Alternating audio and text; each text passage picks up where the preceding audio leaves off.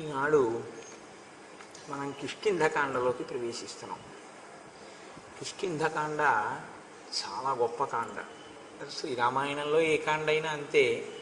ప్రత్యేకించి కిష్కింధకాండలో హనుమ ప్రవేశిస్తారు. హనుమత్ ప్రవేశం దగ్గర నుంచి శ్రీరామాయణం ఒక కొత్త పుంత తొక్కుతుంది. ఇప్పటి వరకు సీతావియోగం చేత బాధపడుతున్నటువంటి రామచంద్రమూర్తికి సంతోషాన్ని కల్పించి సీతమ్మ జాడ కనిపెట్టగలిగినటువంటి ఒక గొప్ప స్వరూపాన్ని పరిచయం చేస్తారు మహర్షి.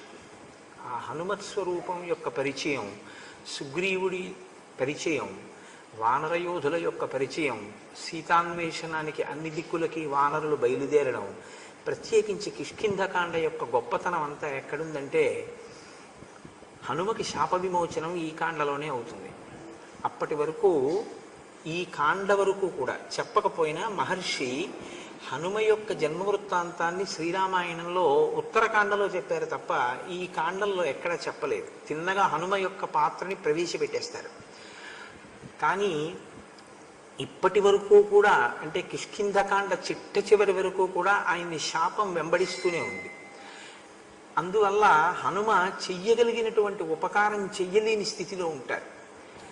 కానీ హనుమ యొక్క పూర్ణమైన తేజస్సు ప్రకాశించినటువంటి కాండ కిష్కింధకాండ. అందుకే కిష్కింధకాండ వినడం, కిష్కింధకాండ చదవడం, కిష్కింధకాండ ప్రత్యేకించి హనుమ యొక్క వైభవాన్ని బాగా ప్రకాశింపచేసేటటువంటి కాండ కనుక ఈ కిష్కింధకాండని శ్రద్ధాభక్తులతో వినడం చేత హనుమ యొక్క అనుగ్రహం కలుగుతుంది. హనుమ యొక్క అనుగ్రహం కలగడము అంటే శివానుగ్రహం కలగడమే.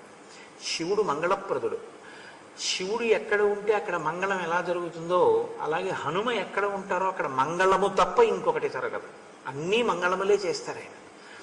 అటువంటి హనుమత్ స్వరూపం యొక్క వైభవాన్ని బాగా ప్రకాశింపచేసినటువంటి కాండ కిష్కింధకాండ.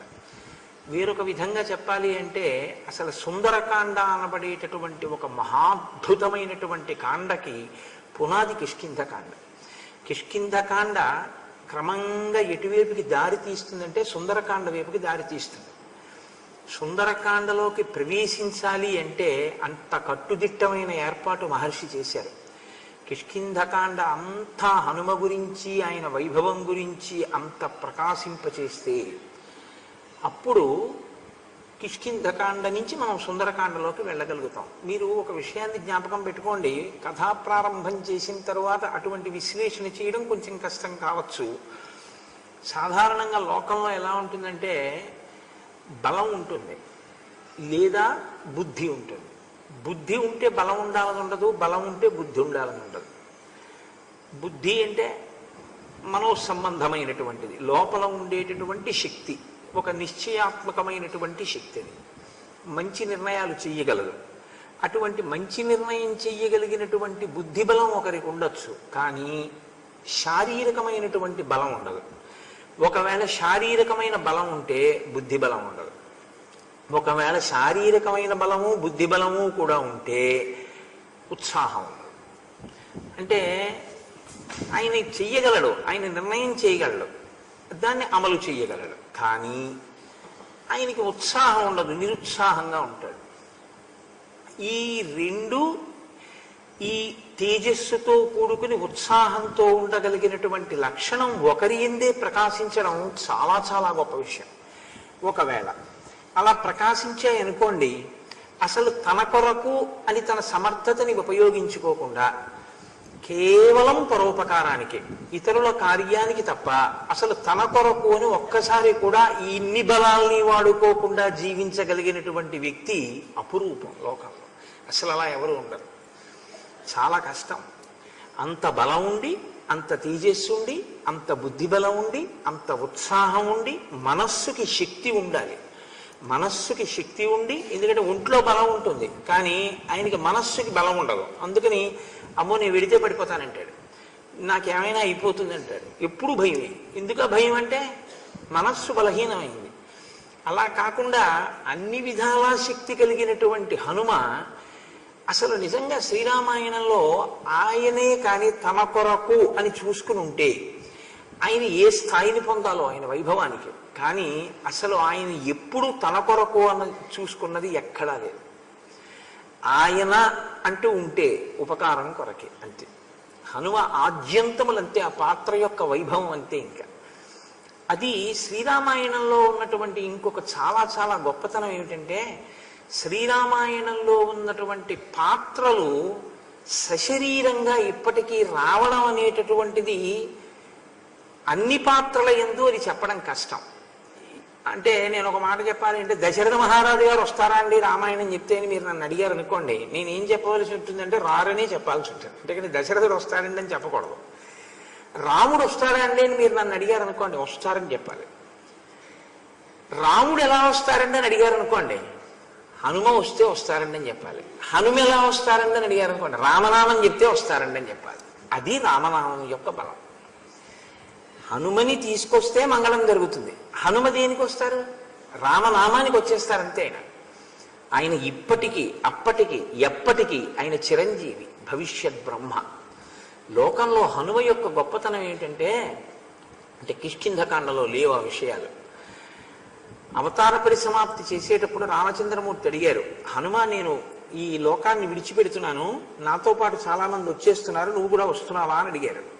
ఆయన అన్నారు, అక్కర్లేదు, మీ కథ ఉన్నంత కాలం నేను ఉంటాను. మీ కథ ఎక్కడ చెప్పబడుతుందో, ప్రత్యేకించి శ్రీరామాయణం అంతా ఎక్కడైనా చెప్తారు అని సంకల్పం చేస్తే అందరికన్నా ముందు హనుమే వస్తారు అక్కడికి. అందరికన్నా ముందు హనుమ వచ్చి ఆ ప్రాంగణంలో కూర్చుంటారు. అందరికన్నా చిట్ట చివర ఆ ప్రాంగణాన్ని విడిచిపెట్టి వెళ్ళలేక వెళ్ళలేక వెళ్ళలేక వెళ్ళలేక వెడతారట. అందుకే ఎత్ర ఎత్ర రఘునాథ కీర్తనం తత్ర తత్ర కృతమస్తకాంజలిం బాష్పవారి పరిపూర్ణలోచనం మారుతిం నమత రాక్షసాంతకం. అటువంటి మహానుభావుణ్ణి తీసుకురాగలిగినటువంటి కాండ. హనుమ వచ్చారు అంటే సీతారామ లక్ష్మణులు వచ్చేస్తారు. కాబట్టి అంతటి వైభవోపేతమైనటువంటి వ్యక్తిత్వం ఉన్న హనుమ ప్రవేశపెట్టబడతారు ఈ కాండలో. అసలు ఆయన ప్రవేశించడమే ఒక మెరుపు. ఇప్పటి వరకు ఈయన ఎవరు అన్నది చెప్తూ ఉంటారు మహర్షి, ప్రతి పాత్రకి అలా చెప్తూ వస్తారు. చిత్రం ఏమిటంటే, హనుమ గురించి ఆయన పరిచయం చేసుకోవడమే తప్ప అంతకు మించి అసలు ఏమీ అడగరు రామచంద్రమూర్తి. నువ్వు ఎవరబ్బాయివి అని ఇప్పుడు అడగలేదు ఆయన. అదే మిగిలిన వాళ్ళని అయితే నువ్వెవరు, ఎందుకు ఇలా ఉన్నావు అని అడుగుతూ ఉంటారు. హనుమని ఆయన అడగలేదు. అంటే అసలు తన కొరకే పుట్టినవాడని రామచంద్రమూర్తికి హనుమని చూడగానే తెలుసు. ఇంకా చిత్రం ఏమిటంటే, అసలు మాట్లాడంది రామచంద్రమూర్తి ఎవరితో అంటే హనుమతోటి. కిష్కింధకాండ ప్రారంభంలో అసలు హనుమతో ఆయన మాట్లాడలేదు. లక్ష్మణుడితో చెప్పి లక్ష్మణుడితో మాట్లాడించారు. ఇప్పటి వరకు మీరు చూస్తున్నారు, రాముడు అరణ్యవాసానికి బయలుదేరిన పర్యంతము ఆయన ఒక వాహనాన్ని ఎక్కినట్లు మీకు ఎక్కడా కనపడదు. మొట్టమొదటిసారి కిష్కింధకాండలో ఆయన ఒక వాహనం ఎక్కుతారు. ఏ వాహనమో తెలుసా అండి? హనుమద్వాహనం. మిగిలిన వాహనాలు మనం ఊహ చేత ఎక్కిస్తాం ఈశ్వరుణ్ణి. హంసవాహనం ఉందనుకోండి, మనం చూసింది లేదు, హంసను ఎవరో చూశాను అని చెప్పరు లోకంలో. కానీ హంసవాహనాన్ని ఎక్కిస్తాం. మయూర వాహనం ఎక్కిస్తాం. అలా ఎక్కి ఉంటాడు అని ఊహ చేసి ఎక్కిస్తాం అంతే. మయూర వాహనం మీద ఎక్కాడా ఈశ్వరుడు అంటే ఎక్కాడు అని శాస్త్రం చెప్తుంది. కానీ ఆ వాహనాల మీద ఎక్కినప్పుడు ఆయన ఆయా వాహనములు ఎలా ఉంటాయంటే అవి అలాగే ఉంటాయంతే. అవేం కొత్తతనాన్ని సంతరించుకోవు. కానీ ఒక్క హనుమ మాత్రం, రామలక్ష్మణులు ఇద్దరూ తన భుజాల మీద కూర్చుంటే చేతులు రెండు ఇలా పెట్టారు. అందుకే హనుమద్వాహనాన్ని ఒక్కదాన్ని మాత్రం ఇంకోలా తయారు చేయడానికి వీల్లేదు.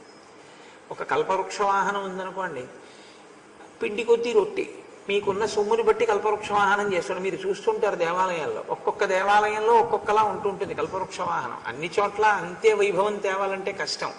వెంకటాచలం అంటే ఐశ్వర్యంతో కూడుకున్న క్షేత్రం, అందుకని అక్కడ ఏదైనా బంగారమే. కాబట్టి అక్కడ అంత వైభవంగా ఉండొచ్చు. మిగిలిన చోట్ల కల్పవృక్ష వాహనాలు అలా ఉంటాయని మీరు ఊహించకూడదు. కొయ్యతో కూడిన పళ్ళతో పువ్వులతో ఉండొచ్చు. అయినా అది వాహనమే ఈశ్వరుడికి. కానీ ఆ వాహనాలు అలాగే ఉంటాయి. కల్పవృక్షం అలాగే ఉంటుంది, నెమలు అలాగే ఉంటుంది, హంస అలాగే ఉంటుంది. హనుమ ఒక్కరు తాను ఎలా ఉన్నారో అలా ఉండరు. రామలక్ష్మణులు ఎక్కినా సీతారాములు ఎక్కినా, అంటే వాహనంగా సీతారాములుగా అధిరోహిస్తారు లక్ష్మణ సహితులై. వాళ్ళు ఎక్కితే ఆయన ఇలా అంటారు. మీరు చూడండి, అందుకే హనుమద్వాహనం ఇంకోలా ఉండదు. ఎక్కడైనా ఇలాగే పెట్టుంటారు చేతులు. ఇలా ఎందుకు పెడతారో తెలుసా అండి? ఇలా పెట్టడంలో ఉద్దేశం ఏంటంటే, మీరు చూడండి, లోకంలో ఒక పోకడు ఉంటుంది. మీరు నాకు ఇంత ఉపకారం చేశారు, ఇంకింతకన్నా ఏం కావాలండి అంటాం. ఇంకింతకన్నా ఏం కావాలండి అన్నప్పుడు ఇంకొక భంగిమ ఎవ్వరూ పెట్టరు. ఎప్పుడైనా ఏం పెడతారంటే, ఇంకింతకన్నా ఏం కావాలి అంటారు. అయ్యా మీకు సౌకర్యంగా ఉందా, బయట చాలా ఎండలుగా ఉన్నాయి, మీరు ఉండగలుగుతున్నారా విడిదిలో అన్నారనుకోండి. అయ్యయ్యో ఇక్కడ వచ్చిన నష్టం ఏంటండి, చక్కటి ఏసీ, హాయిగా చల్లగా ఉన్నాం, ఇంకింతకన్నా ఏం కావాలి అంటారు. ఇంకింతకన్నా ఏం కావాలి అన్నప్పుడు పరిపూర్ణమైన తృప్తికి ఇంకా తనకి ఏ కోరిక లేదు, తను పూర్తి తృప్తితో ఉన్నాను అంటే చేతులు ఇలా తిరగబడి ఇలా పెడతాం. సాధారణంగా ఇలా పెడితే అర్థించినట్టు, ఏదో వెళుతుంది కావాలని అడిగినట్టు. అందులో రెండు చేతులు పెడితే మరీ అర్థించినట్టు. కానీ ఒక్క హనుమ విషయంలో ఇలా పెడితే ఇంకింతకన్నా ఏం కావాలి. ఇదే హనుమద్వాహనం ప్రతివాడు అవుతాడు జీవితం. ఎప్పుడో అప్పుడు చూడండి, మనం ఏమంటాం, ఇంకింతకన్నా ఏం కావాలంటాం. ఆయన ఆ మాట ఎప్పుడన్నారంటే, సీతారాములు తన మీద అధిరోహిస్తే లేదా రామలక్ష్మణులు కూర్చుంటే ఇలా అన్నారు, ఇంకింతకన్నా ఏం కావాలన్నారు. అది ఆయన గొప్పతనం. అందుకే హనుమద్వాహనం ఒక్కటే అలా ఉంటుంది లోకంలో, మిగిలిన వాహనాలు ఏవి అలా ఉండవు. అంత గొప్ప విశిష్టమైనటువంటి స్వరూపం. అసలు ఆ హనుమత్ స్వరూపం అత్యద్భుతం. ఇక్కడ ప్రారంభమైనటువంటి ఆయన వైభవం మెల్లమెల్లగా ఇది ఏం చేస్తుందంటే, ఆయన పని ఒకటే. శ్రీరామాయణంలోకనే కాదు, ఎక్కడైనా సరే ఆయన పని ఏమిటంటే, హనుమ ఎక్కడ ఉన్నా కళ్ళ నీళ్లు తుడుస్తూ ఉంటారు. హనుమ ఉన్నారు అంటే కళ్ళమ్మట నీళ్లు కారవలసిన అవసరం ఇక ఉండదు. అంటే మీ కోరిక తీరిపోవడం అనేటటువంటిది తథ్యం. ఇంకా హనుమదుపాసన అంత గొప్పది. హనుమదుపాసనలో ఉన్న గొప్పతనం ఏమిటో తెలుసా అండి? ఆయనది స్వరూపం అక్కర్లేదు. మీరు ఒకవేళ భయంతో ఉన్నారనుకోండి, ఏదైనా భయం వేసింది అనుకోండి, మీరు ఎక్కడున్నారో అక్కడ వెంటనే ఈ మధ్య పొడుగ్గా ఉన్నటువంటి వేలుతోటి హనుమ అని రాసి మీరు నమస్కారం చేస్తే ఆయన కాపాడతారు. నన్ను నమ్మండి, మీకు నేను ఒక యథార్థం చెప్తున్నాను. అంత గొప్ప స్వరూపం అది. అది మీరు ఎక్కడున్నా సరే, మీరు ఎక్కడో మట్టిలో ఎక్కడో తిరుగుతూ మీకు ఎందుకో భయం వేసింది, ఉలిక్కి పడ్డారు, మీరు వెంటనే ఈ పెద్ద వేలితో మట్టి మీద హనుమ అని రాసి నమస్కారం చేశారనుకోండి, ఉత్తర క్షణం మిమ్మల్ని ఏవి ఆవహించలేవు. ఆయన తక్షణం రక్షణ ప్రసరిస్తాడు. అంత గొప్ప స్వరూపం లోకంలో ఇంకోటి ఉండే అవకాశం ఉండదు. ఏదో ఉదయం నేను మా గోపాలకృష్ణ గారు అదే అనుకున్నాం కూడా. పిల్లలు సాధారణంగా ఓ కోతిని చూస్తే ముచ్చట పడతారు, ఏదో వెటకారం ఆడతారు, ఏదో హాస్యం చేస్తారు. వాళ్ళకి ఏం తెలుసో అర్థం కాదు. కానీ ఆబాల గోపాలం చిన్న పిల్లల దగ్గర నుంచి వయోవృద్ధుల వరకు అందరికీ ఇష్టమైన స్వరూపాలు ఈ లోకంలో రెండే. ఒకటి హనుమ, రెండు వినాయకుడు. ఒక ఆయనది ఏనుగు ముఖం, ఒక ఆయనది కపిముఖం. చిత్రం ఏంటంటే వాళ్ళిద్దరూ సింధూరము చేతనే అర్చింపబడతారు. వినాయకుడు సింధూరము గండస్థలమునకు రాయకుండా ఉండకూడదు, ఆయనకి తప్పకుండా సింధూరం రాసి ఉంచాలి గండస్థలానికి. హనుమ ఎప్పుడూ సింధూరం చేత శోభిస్తూ ఉంటారు. అందుకే ప్రాతస్మరామి గణనాథమనాథ బంధుం సింధూరపూర పరిశోభిత గండయుగ్మం అంటాం. అటువంటి స్వరూపం. సరే, ఇప్పుడు నేను హనుమద్వైభవం అని వెళ్ళిపోతుందేమో నా ఉపన్యాసం అని నాకు భయం. ఆయన విశిష్టత అటువంటిది. కాబట్టి మీరు కిష్కింధకాన్ని వినడం మొదలుపెట్టండి, మీకు ఆయన యొక్క వైభవం ప్రకాశిస్తుంది. కాబట్టి సతాం పుష్కరిణీం గత్వా పద్మోత్పల జుషాకులాం రామ సౌమిత్రి సహితో విలలా పాకులీంద్రియ. అది వసంత ఋతువు. వసంత ఋతువు చాలా శోభాయమానంగా ఉండేటటువంటి ఋతువు అని అలా అంటున్నారు. ఏంటండి అని ఏమిటి, అనుభవంలో లేదా అంటే, నేను ఒక యథార్థం చెప్పాలి అంటే, పురాణాల్లోనూ కావ్యాల్లోనూ చెప్పినటువంటి వసంత ఋతువులో ఇవాళ మాత్రం అనిపించట్లేదు. ఎందుకంటే ఆ వర్ణనలకి ఇవాళ ఉన్న వాతావరణానికి సంబంధం కలవట్లేదంటే అంటే ఋషులది తప్ప అని నన్ను అడక్కండి, మనదే తప్పు. మనది ఎందుకు తప్పైందో తెలుసా అండి? ఒక్కటే కారణం. ఋతువుని ఋతువుగా మీరు అనుభవించాలి అంటే మీరు ప్రకృతిని ఎలా వాడుకోవాలో అలాగే వాడుకోవాలి. అలా వాడుకోకపోతేనే ఋతువుగా మీకు అందదు. మీరు మట్టిని తీసుకుని ఎంత వేడి చెయ్యొచ్చో అంత వేడి చేస్తున్నాం మనం ఇవాళ. అసలు మట్టిని కాల్చకూడదు అని శాస్త్రం. మనం కాల్చేసి దాన్ని నీటి చుక్క తగిలితే ఘనీభవించిపోయేటట్టుగా సిమెంట్ తయారు చేస్తున్నాం, సిమెంటుతో కడుతున్నాం ఇళ్ళన్నీ. మరి ఆ వేడి ఎక్కడికి ఎడుతుంది? రోడ్లు గచ్చులు అన్నీ సిమెంటే. పూర్వం ఇలా కాదు కదా, అంతా మట్టే.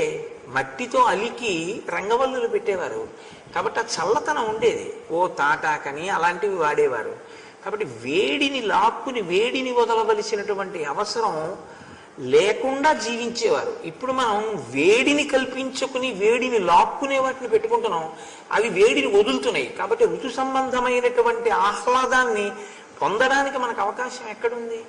లేదు. కాబట్టి అది వసంత ఋతువు.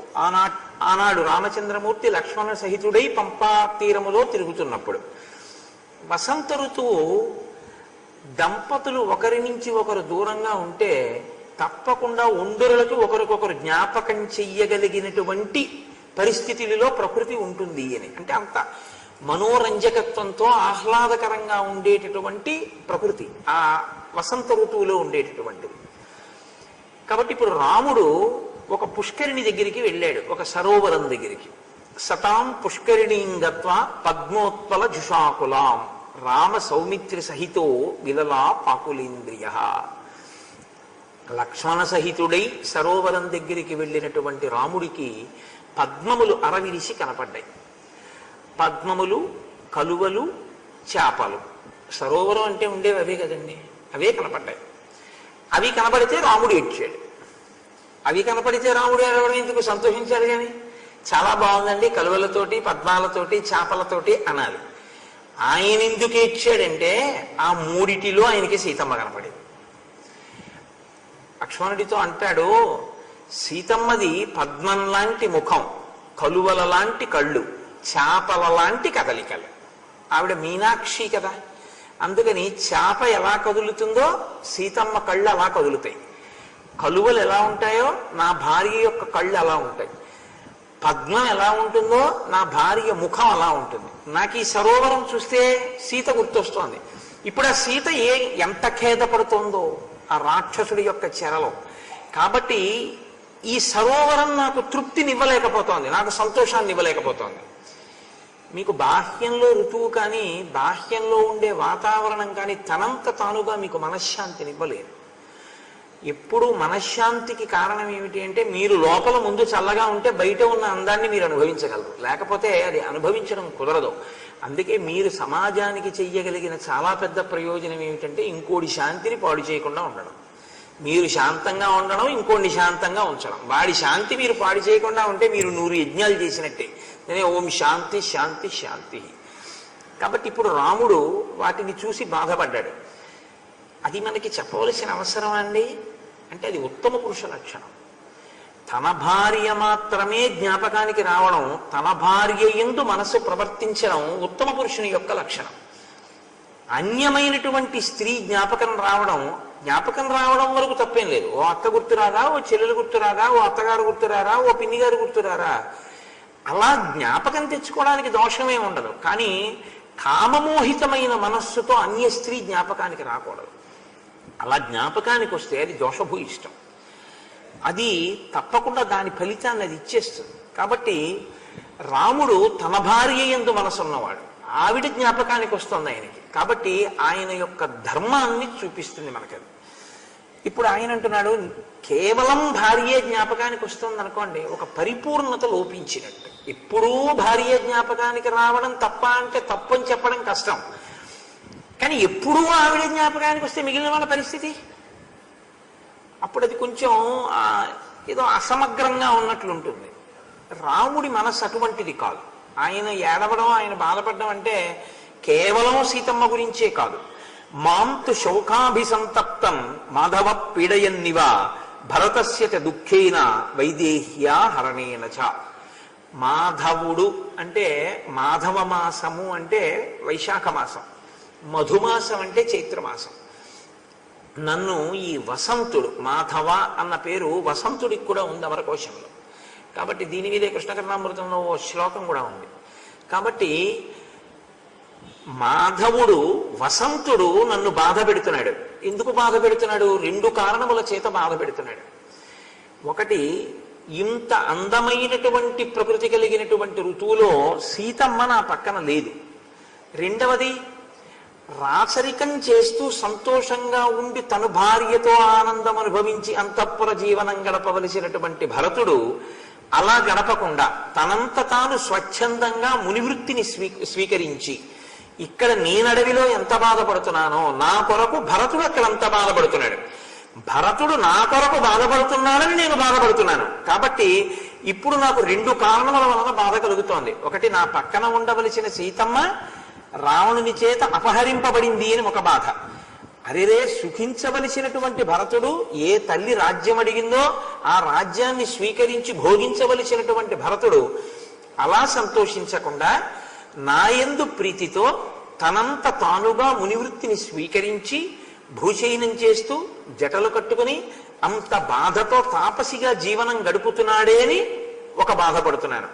నన్ను రెండు బాధలు పీడిస్తున్నాయి లక్ష్మణ అన్నాడు. అంటే ఆయన యొక్క ప్రేమ అనేటటువంటిది ఎంత అందంగా ప్రవహిస్తుందో మీరు గమనించవలసి ఉంటుంది. ఆయన ఎప్పుడూ తన వారన్న వారిని స్మరిస్తుంటాడు. అది చాలా మంచి లక్షణం. అలా తలుచుకోవడం అనేటటువంటిది చాలా ఉత్తమమైనటువంటి గుణం. కాబట్టి పుష్పభార సమృద్ధాని శిఖరాణి సమంతతః లతాభి పుష్పితాగ్రాభి ఉపగూఢాని సర్వతః. చెట్లు చాలా విశేషంగా పుష్పించి ఉన్నాయి. చెట్టుకి కాయభారమా అని లోకంలో ఒక సామెత. తన చెట్టుకి తన కాయలు ఎప్పుడూ తనకి భారంగా ఉండవు. కానీ మహర్షి అంటున్నారు, గుత్తులు గుత్తులుగా పువ్వులు పెరిగిపోవడం వల్ల చెట్ల కొమ్మలు ఆ పూల భారంతో ఉండలేక కొమ్మలు ఇలా వంగేయట పువ్వులతోటి.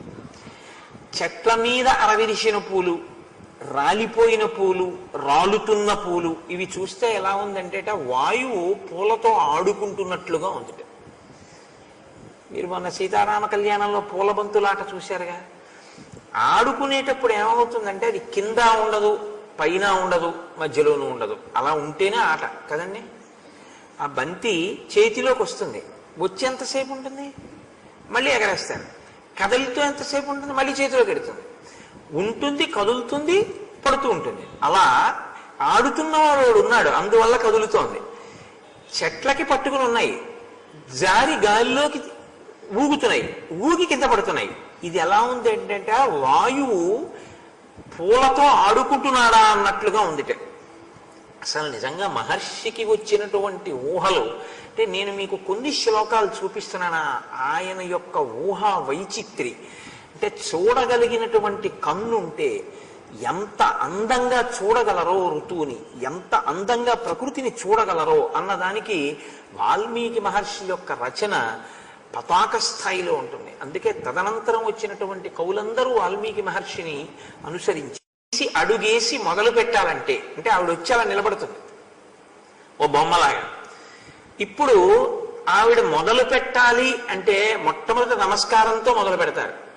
మొట్టమొదటి అసలు ఆవిడ ముందు నమస్కారం మొదలు పెట్టాలి అంటే వెనకాతల పాడేవారు ఒకరు ఉంటారు. వారు పాడితే ఈవిడ తనే పాడుతున్నట్టుగా పెదవులు కదుపుతూ నమస్కారం చేస్తారు. అంబాపారాకు దేవీపారాకు అంటూ మొదలు పెడతారు. మొదలుపెట్టి ఆ నటరాజుకి నమస్కారం చెప్పినప్పుడు వంగి రెండు మోకాళ్ళు దూరంగా పెట్టి రెండు చేతులు భూమికి తగల్చి నమస్కారం చేసి ప్రారంభం చేస్తారు.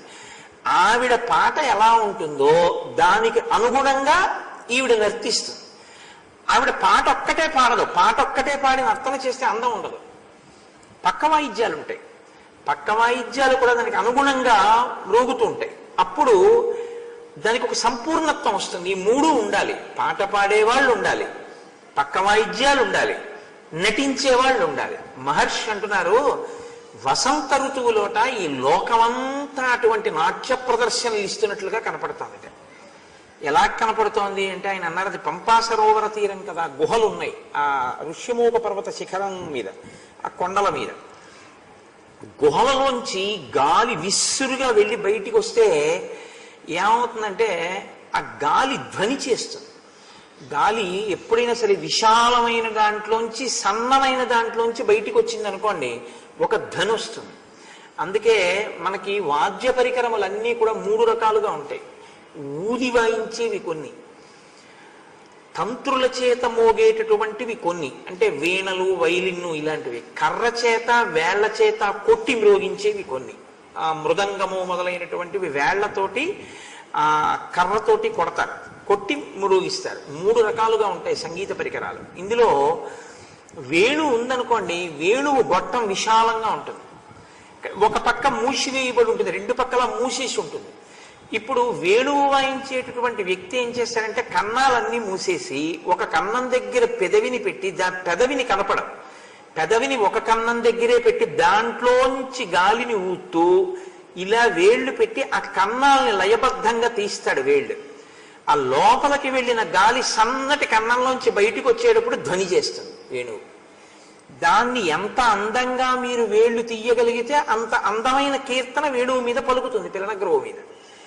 మహర్షి అంటున్నారు పక్క వాయిద్యాలు ఇప్పుడు ఏమిటో తెలుసా, ఒక వేణువు, ఒక మృదంగం, ఇవన్నీ ఎలా ఉంటాయో అలా పక్క వాయిద్యాలు అదిగో ఆ గుహలలోకి వెళ్ళి వస్తున్నటువంటి గాలి, బయట నుంచి గుహలోకి వెళ్ళి గుహలోంచి బయటకు వస్తోంది, అప్పుడు అదొక ధ్వని చేస్తోంది ఆ గాలి, అది పక్క వాయిద్యాలు. లేదా అది పాట పాడుతోంది, అది ప్రధానంగా వస్తున్నటువంటి పాట. మరి పక్క వాయిద్యాలు ఎవరు వాయించాలి అంటే వసంత మాసంలో తప్పకుండా వచ్చేటటువంటిది ఒకటి ఉంది, పిలిచినా పిలవకపోయినా వస్తుంది, కోకిల. ఆ కోయిల పక్క వాయిద్యాలు మ్రోగించేటటువంటిదిగా ఉందిట. గాలి పాట పాడుతోందిట, గాలి పాట మొదలుపెట్టి కోయిల పక్క వాయిద్యాలు మోగిస్తే ఇప్పుడు నాట్యం చెయ్యాలిగా ఎవరో ఒకళ్ళు. మరి నాట్యం ఎవరు చేస్తారు అంటే ఊగుతూ చెట్టు కొమ్మలు ఇలా ఇలా కదులుతుంటే నాట్యం చేస్తున్నట్టుగా ఉందిట పంపా సరోవర తీరంలో. అక్కడ నిలబడి చూస్తే నాట్యం జరుగుతున్నట్టుందిట. అలా కొమ్మలు ఊగుతూనే ఉంటాయా?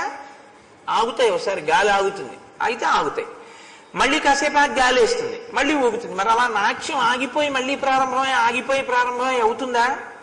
అవదు కదా. మరి దానికి ఎలా పోలికి సరిపోతుంది అంటే మహర్షి చమత్కారం చూడండి. నర్తయన్నివ పాదపాన్ శైలకందర నిష్క్రాంత ప్రగీత ఇవ చానిల మత్త కోకిల సన్నాదై. ఆయన అంటున్నారు అక్కడ నాట్యం జరగట్లేదుట, నాట్యం నేర్పుతున్నారన్నారు. నాట్యం నేర్పితే ఏమవుతుంది? ఏదో ధీం తీం తకధీం అంటున్నావిడ. అంటే ఈవిడ నాట్యం అలా కాదు, అలా కాదు, అలా కాదు, తను లేచి వచ్చి అలా కాదు ఇలా అని తను నర్తించి చూపిస్తుంది. చెయ్యి మళ్ళీ అంటుంది, ఆవిడతో పాటు చేస్తుంది. చేసిన తర్వాత ఆవిడ వెళ్ళి కూర్చుని మళ్ళీ మళ్ళీ తద్దీం అంటుంది. అప్పుడు ఆవిడ ఒక్కతి చేస్తుంది, నేర్చుకుంటున్న ఆవిడ. అందుకని ఈవిడ లేచి వెళ్ళి చెప్పి మళ్ళీ వచ్చి కూర్చునే లోపల నర్తకి కూడా ఆగుతుంది.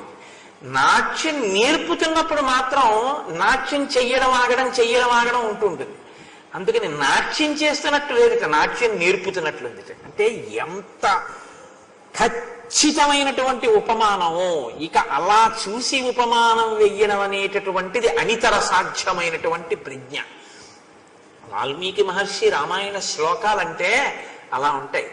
అసలు మీరు ఆ శ్లోకం చదివి ఒక్కసారి పంపా సరోవరంలో ఆ చెట్లు ఊగుతూ, ఆ గుహల్లోంచి వచ్చే గాలి, అక్కడ ఉన్నటువంటి ఆ గొన్నేనుగుల స్నానాలు, అవి చేసే అరుపులు, అడవి పందులు అవి ఆబోతుల్లా అరవడం, అవి గుహల్లో పడుకోవడం, ఆ పైన శిఖరం మీద కూర్చున్నటువంటి సుగ్రీవుడు, ఆయన చుట్టూ 4 వానరులు, కదులుతున్నటువంటి చెట్లు, వాటి నిండా పువ్వులు, రాలుతున్న పువ్వులు, ఇవన్నీ మీరు మానసికంగా అనుభవించారనుకోండి, మీరింకా వసంత నవరాత్రుల్లో వేరే నాట్య కార్యక్రమం ఎక్కడ బయట పెట్టించక్కర్లేదు, మీరు వెళ్ళి చూడక్కర్లేదు. ఇక్కడే వసంత నవరాత్రుల్లో నాట్య కార్యక్రమాలు మీరు చూసేస్తుంటారు. అంత గొప్ప స్థితిని వాల్మీకి మహర్షి శ్రీరామాయణాంతర్గతంగా ఆవిష్కరించి చూపిస్తారు. అవి అనుభవించాలి ఆ శ్లోకాలను. నిజంగా మహాద్భుతం ఆ వసంత ఋతు వర్ణనం. ఆయన ఒకచో అంటారు, ప్రాప్య దుఃఖం వనేశ్యామ సామాం మన్మథకర్షితం నష్ట దుఃఖేవ హృష్టేవ సాధ్వి సాధ్వభ్యభాషత. ఆయన ఈ శ్లోకంలో అంటారు, సీతమ్మ నాతో కలిసి అరణ్యవాసానికి వచ్చింది. ఆ వచ్చినటువంటి సీతమ్మ సాధ్వి. సాధ్వి అంటే ఏంటంటే భార్యకుండవలసినటువంటి ఒక గొప్ప లక్షణాన్ని చెప్తున్నారు. ఏ కారణం చేత పురుషుడికి భార్య జ్ఞాపకానికి వస్తూ ఉంటుంది అంటే ఈ గుణము సంతరించుకుని ఉండాలి అని. అటువంటి భార్య ఉన్నప్పుడు పురుషుడు కూడా స్మరించాలి తప్ప ఇంకోళ్ళని స్మరిస్తే వాడికన్నా తాత కూడా ఇంకోళ్ళు లేడు. కాబట్టి సాధ్వి అంటే తాను చాలా కష్టపడి